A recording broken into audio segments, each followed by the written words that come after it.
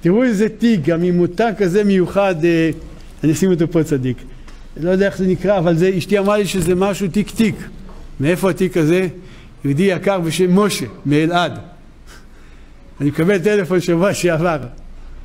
הרב ספרא, אני חייב לראות אותך. מי כבודו? אני בא למוסף לשיעורים, אני גם, לאחרונה לא כך באתי, אבל אני רוצה לראות אותך, לתת לך נשיקה, אני רוצה, אתה לא יודע כמה אני אוהב אותך. אמרתי, גם אני אוהב אותך, מה קרה? מה אתה? אני חייב לראות אותך.